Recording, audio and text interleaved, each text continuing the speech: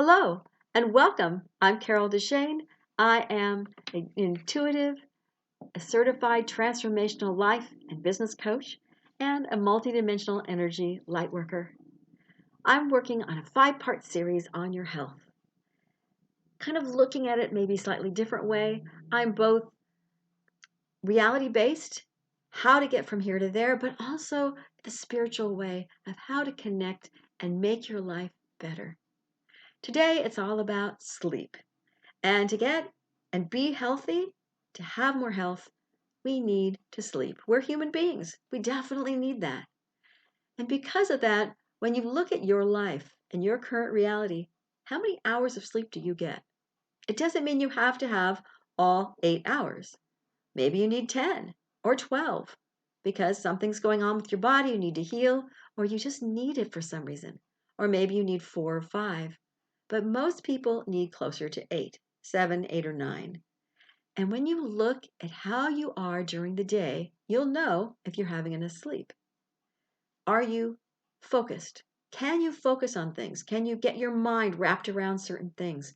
If you are trying to do something with numbers or whatever it is, do you like wander off? Do you lose track?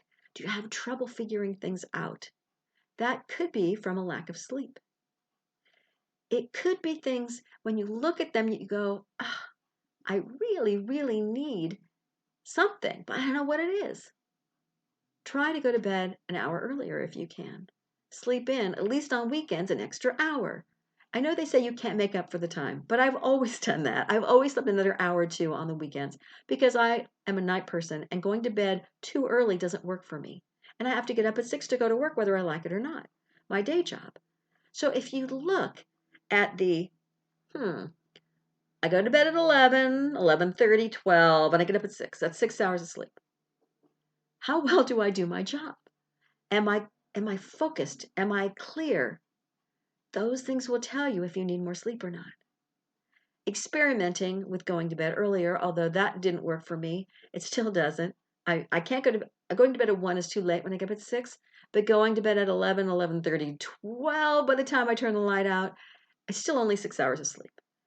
Weekends I tend to sleep at least 8, sometimes more, and it does feel like I'm making up for it because I feel so much better when the time comes around. If you have trouble sleeping, there are so many things out there that you can do. You can listen to meditations on sleep, on relaxing. You can focus. But what I say is, I always need to do is I always have either my phone or just a pad and a pencil near me, whatever works for you.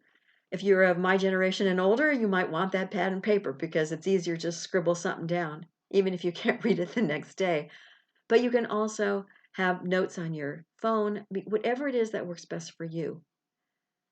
If your mind is going a mile a minute on your plans for the next day, oh, I got to remember to do this, or oh, I had this brilliant idea, don't keep thinking about it. Write it down. If you start thinking, you're going to get caught up, your brain's going to get going in circles, and you're going to all of a sudden get revved up. And even if you're tired, you're going to be laying there with your mind going a mile a minute.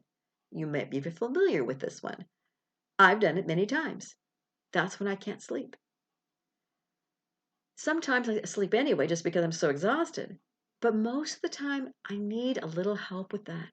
So if you have one thing you can do, mind's going, ideas are coming, write them down, record them, whatever you need to do, and then let them go because, okay, I got it. I had 5 things I needed to do tomorrow. I wrote it down. I recorded it for myself. Relax. Then you can sleep. Your mind will stop. You won't have the worries. What if I forget? Oh my God, I better remember this. I'll remember it in the morning. It's so obvious. And then you wake up in the morning and go, I don't know what it was I was supposed to do. Write it down, record it. That will help take all that worry away, especially if you're a night thinker like I am. I need those moments. Oh my God, I need to think about this. I need to plan for the next day. Or I need to think about what I already did. Whatever it is that helps you calm down, know what it is. Some people meditate right before bed and they actually fall asleep in the middle of the meditation, but it's what they need. Or they pray and they fall asleep because they're calmer. They've moved themselves up to a different vibration and they have gotten more peaceful. So then they can sleep. Another thing that you can do to sleep, of course, if you find that you've been going a number of days in a row and really not sleeping well, whether you wake up in the middle of the night or whether you can't get to sleep in the first place, try melatonin. And you might need, it's an all natural, you might need to get higher, because some people go, it doesn't affect me. Try it a little bit larger. I started with 1 milligram and I ended up going a little higher, so now I go to 3, or I split it in half. But don't take it at 3 in the morning, because you won't be able to get up when the time comes. If you know you've had a couple of days or you haven't been able to sleep, take it before you go to bed, like an hour before you go to bed, because it will impact how fast you fall asleep, how deep you fall asleep, the really kind of cool dreams you're going to have, because they're going to be much deeper and more colorful normally, definitely more detailed, but you'll sleep like a baby. If you can't, don't go crazy and like have 6 or 10 milligrams, but it's something that is all natural. I've talked to my doctor a number of times and they go, oh, be my guest. Take up to, 3 to 5 milligrams. And that's my doctor telling me. And look at you, know what you can do. Try not to go for those sleep medications first, the ones that are addicting or any of that kind of stuff. Start with what works for you. Try something different if it's not working for you. And melatonin's a good try. But like I said, don't take it at midnight when you can't get to sleep and you realize that you do need to get up at 6 or 7 in the morning. It's going to be a real hard thing to drag yourself out of bed. You might not even hear your alarm, or you'll hit it and then you go right back to sleep. There are other ways, of course. You can, besides meditating, you can also go ahead and write in a gratitude journal, which might calm you down and put you in a better frame of mind to be able to sleep. Some people like to fantasize when they're going to sleep, but I have to say, if the fantasies are juicy or are very adventuresome kind of fantasies, you're going to find you're going to wake your brain up too much, so that may not work. Some people read. That gets my brain going. I can't do it. So it's up to you what works for you. But try different things if you can't sleep. Besides focus, there are so many other reasons why we need sleep. We need it because we feel refreshed. Our energy level's different. If you've slept for 4 hours versus 8, and you need 6 or 7 generally at least, you're going to feel like go, go, go. I also want to mention naps. Naps aren't for everybody. But you'll find that if you can do a power nap, even 15 minutes, 30 minutes, you might really be surprised. I used to do those in the middle of the day at lunchtime, just closing my eyes, and I would immediately be gone. And at night, I never slept that fast. But nap time, gone. And I got myself in the habit of 15-minute, I eat my lunch, 15 minutes, back to my day job. It was huge. I wasn't fuzzy. I wasn't like nodding off. I was wide awake after that 15 minutes. Now, that 15 minutes doesn't seem to work for me anymore. I need like 15 minutes at least to calm my brain down if it's the middle of the day, unless I'm totally exhausted. So again, know your body, know your mind, but naps can be really good. If you wake up from your naps really groggy, or your sleep really groggy, be aware that it may be the wrong time for you, the wrong amount of time for you. So maybe you say, I'm going to sleep for an hour. And you wake up, and every time you do that, you're really groggy. Or you want to do it for 15 minutes and you just can't seem to do it. Try a different amount of time, because maybe 45 minutes would hit your sleep cycle better, and you'd be wide awake. Maybe the 15-minute nap needs to be 20, just enough difference to shift it. I realize that sometimes we only have 20 minutes or half an hour because we need to go somewhere and we need to do some downtime. Maybe instead of sleeping, you try something else then. Just be aware that it doesn't mean naps are bad for you. It just means that maybe you're hitting your sleep cycle a little wrong. Most of the time, sleep cycles are 20 minutes, at least from what I've read, unless they've changed since the last time I read it. And so you need to get through at least one sleep cycle. If it takes you 10 minutes to fall asleep, you don't want a 20-minute nap. You want a half an hour nap. So add 20 minutes to your 10 minutes of falling asleep. Whatever it may be, just know that be aware of your body. Know what you need, because that is going to be the gift you give yourself.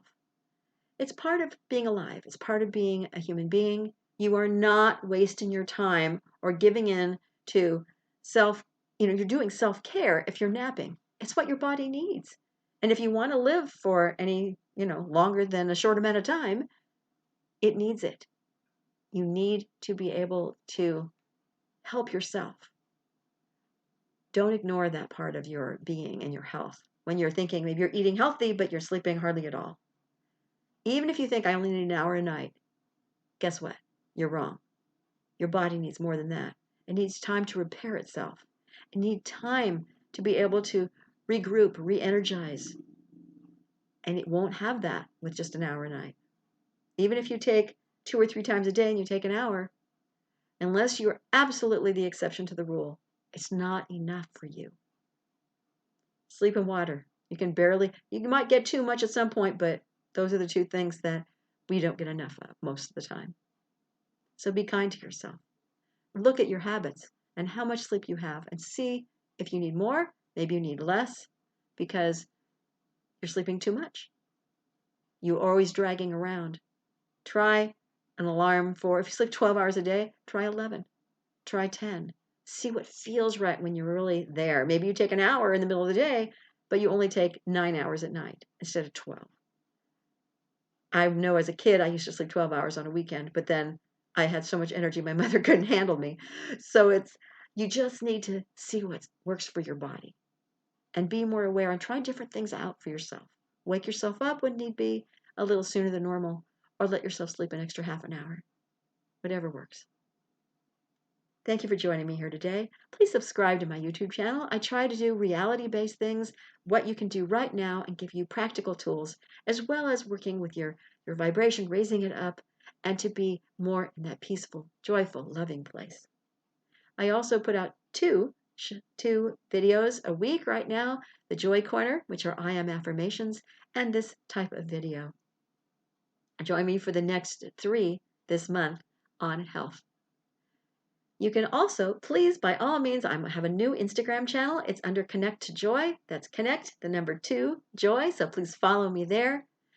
And my website for more information is also at www.connecttojoy.com.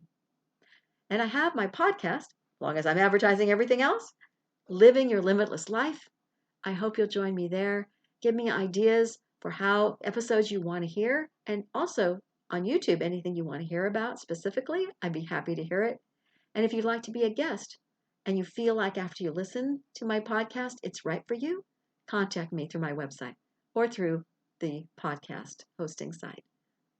Until next week, please remember that you are already enough to have that joyful, limitless life that you desire.